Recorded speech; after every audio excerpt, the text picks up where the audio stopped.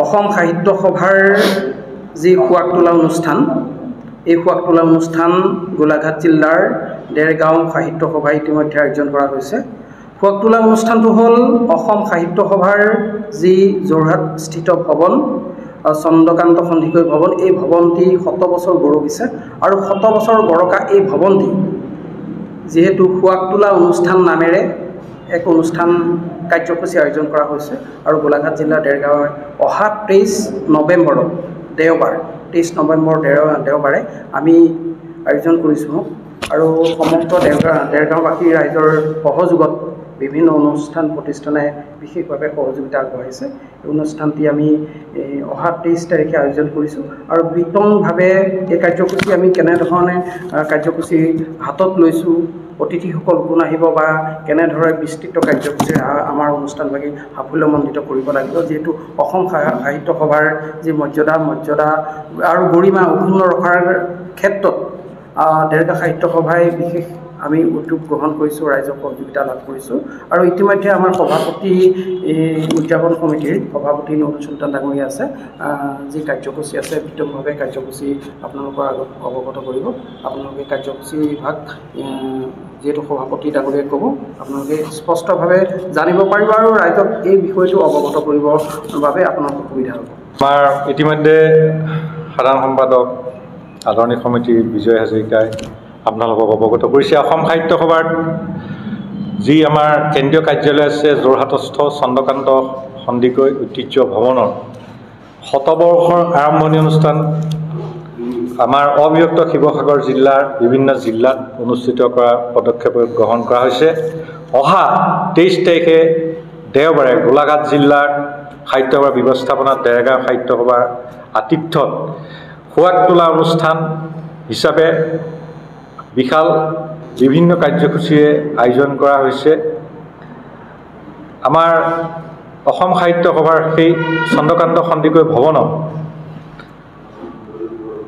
দাতা আৰু বিশিষ্ট লোক ৰাধাকান্ত সন্দিকৈ, নাৰায়ণী সন্দিকৈ, চন্দ্ৰকান্ত সন্দিকৈ, ইন্দ্ৰকান্ত সন্দিকৈ, কৃষ্ণকান্ত সন্দিকৈ আদিক শ্ৰদ্ধা সহকাৰে সকলোৱে স্মৰণ কৰা আৰু মহান দাতা দানবীৰ ৰাধাকান্ত সন্দিকৈ ডাঙৰীয়া অৱদানক চৰ্চা আৰু অসমীয়া ভাষা সাহিত্য সংস্কৃতি প্ৰাণকেন্দ্ৰ চন্দ্ৰকান্ত সন্দিকৈ ভৱনৰ পৰা যি বিভিন্ন ব্যৱস্থাপনাৰ যোৱা 108 বছৰে ৰচনা হৈছে, সেয়া ৰাইজৰ মাজত সোঁৱৰণ কৰাৰ লগতে আৰু বিতংভাৱে প্ৰচাৰ কৰাৰ উদ্দেশ্যে সুৱাগ তোলা অনুষ্ঠান আয়োজন কৰা হৈছে আৰু এই অনুষ্ঠানত দেৰগাঁওবাসী ৰাইজৰ আমি সহযোগিতা কামনা কৰিছোঁ, গোলাঘাট জিলাবাসীৰ সহযোগিতা কামনা কৰিছোঁ আৰু সমগ্ৰ অসমৰ ৰাইজৰ সহযোগিতা কামনা কৰিছোঁ।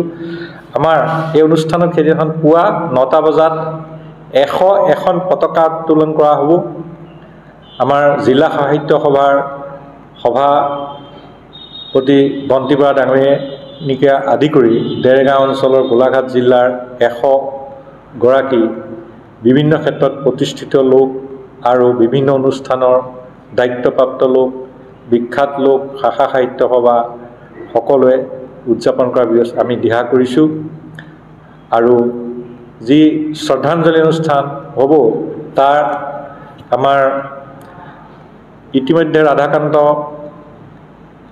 সন্দিকৈ ডাঙৰীয়াৰ পৰিয়ালৰ কথা কৈছোঁ। 5গৰাকী শ্ৰদ্ধাঞ্জলি অনুষ্ঠান মুকলি কৰিব অসম সাহিত্য সভাৰ উপসভাপতি পদুম ৰাজখোৱা ডাঙৰীয়াই আৰু তাৰ পিছতে আমাৰ ভাষা ৰজা হেমচন্দ্ৰ বৰুৱাৰ আবক্ষ মূৰ্তিত আমাৰ স্মৃতি তৰ্পণ কাৰ্যসূচী সম্পন্ন কৰিব দেৰগাঁও সাহিত্য সভাৰ সভাপতি অজিত চন্দ্ৰ দত্ত হয়।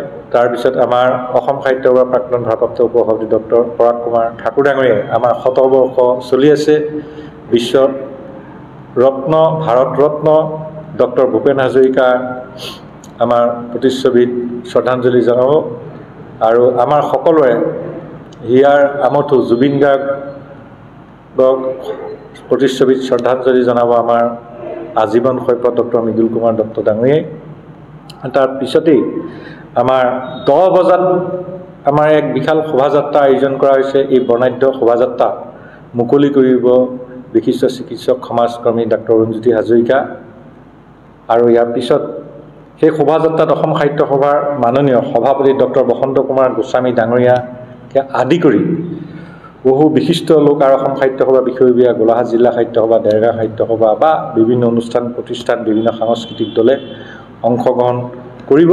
আৰু এই শোভাযাত্ৰাত আমি এক বিশেষ ব্যৱস্থা কৰিছোঁ, সততে নেদেখা নতুন চিন্তাৰ চৰ্চাৰে সাহিত্যৰ বা সাহিত্যিকসকল বা ভাষা সংস্কৃতিৰ অৱদান বা ব্যক্তি গ্ৰন্থ ইত্যাদি কথা বতৰাও আমাৰ তাত প্ৰতিফলিত কৰাৰ শোভাযাত্ৰাত ব্যৱস্থা কৰা হৈছে। আৰু মুকলি সভা হ'ব দিনৰ ঠিক 12:30 বজাত, 12:30 বজাত আমি সভা আৰম্ভ কৰিম। আৰু এই সভা উদ্বোধন কৰিব আমাৰ এই যোৰহাটৰ DCB কলেজৰ অসমীয়া মিডিয়াম বিভাগৰ সহযোগী অধ্যাপক ডক্টৰ ৰঞ্জন ভট্টাচাৰ্য ডাঙৰীয়াই মুকলি সভা উদ্বোধন কৰিব।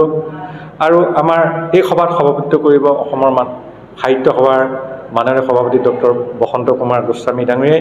আৰু আমি উদযাপন আদৰণি সমিতিয়ে এখন স্মৃতি গ্ৰন্থ প্ৰস্তুত কৰিছোঁ। এই গ্ৰন্থখন উন্মোচন কৰিব আমাৰ সেইদিনাখনৰ সন্মানীয় অতিথি হিচাপে উপস্থিত থাকিবলগীয়া অসম চৰকাৰৰ মাননীয় মন্ত্ৰী অতুল বৰা ডাঙৰীয়াই আৰু আমাৰ সাংসদ কামাখ্যা প্ৰসাদ তাছা ডাঙৰীয়া, বিধায়ক ভৱেন্দ্ৰনাথ ভৰালী ডাঙৰীয়া, আমাৰ দেৰগাঁও সমজিলা আয়ুক্ত শ্ৰীযুতা সক্ষমা ডাঙৰীয়ানী, বিশিষ্ট সাহিত্যিক ডাক্তৰ অজিত বৰুৱা, আমাৰ ডক্টৰ মহাশ্বেতা দেৱী মুৰব্বী অধ্যাপক অসমীয়া বিভাগ, অসম মহিলা বিশ্ববিদ্যালয়ৰ ডক্টৰ আৰু অপূৰ্ব বল্লভ গোস্বামী আদি কৰি উপস্থিত থাকিব। আৰু সকলো অনুষ্ঠানত আমাৰ সাংবাদিক বন্ধুসকলৰ আমি প্ৰচাৰত সহায় কৰিবলৈ চেনেল বা পৰ্টেল, বাতৰি কাকত সকলোকে আমি বিশেষভাৱে গোহাৰি জনাইছোঁ। আৰু সকলো শ্ৰেণীৰ দেৰগাঁও ৰাইজক আহি সেইদিনাখন শোভাযাত্ৰাৰ পৰা আৰম্ভ কৰি সকলো কাৰ্যসূচীত উপস্থিত থাকি সহযোগিতা আগবঢ়াবলৈ আমি অনুৰোধ জনাইছোঁ। Mobile plus physiotherapy wellness and rehabilitation centre দক্ষিণ কামৰূপৰ ব্যৱসায়িক প্ৰাণকেন্দ্ৰ বিজয়নগৰৰ লগতে VIP চক আৰু গুৱাহাটী মালিগাঁও পাণ্ডৱনগৰত থকা তিনিওখন ক্লিনিক বৰ্তমান প্ৰায় 20 বছৰৰ অভিজ্ঞতা পুষ্ট তথা এতিয়ালৈকে প্ৰায় 40,000 ৰোগীক সুস্থ কৰি তোলা ডক্টৰ পল্লৱী নাথৰ তত্ত্বাৱধানত চলি আছে। এই ফিজিঅ'থেৰাপি চেণ্টাৰ তিনিটাত বৰ্তমান অভিজ্ঞ ডক্টৰৰ দ্বাৰা যিকোনো জটিল ফিজিঅ'থেৰাপি চিকিৎসাৰ লগতে যিকোনো ৰোগীৰ ঘৰলৈ গৈ চিকিৎসা সেৱাৰ সুব্যৱস্থাও ৰাখিছে। আমাৰ ঠিকনা mobile plus physiotherapy wellness and rehabilitation centre, opposite ওপৰশালী বিজয়নগৰ SBI ব্ৰাঞ্চ। আমাৰ VIP চকৰ ঠিকনাটো হ'ল VIP Chowk near VIP bus stop, Borjhar, Guwahati. আমাৰ মালিগাঁও ঠিকনাটো হ'ল চেলাছ 360 physiotherapy and rehabilitation centre, Maligaon, Pandavnagar, Guwahati 12। আমাৰ যোগাযোগ নম্বৰ হৈছে 8011744696।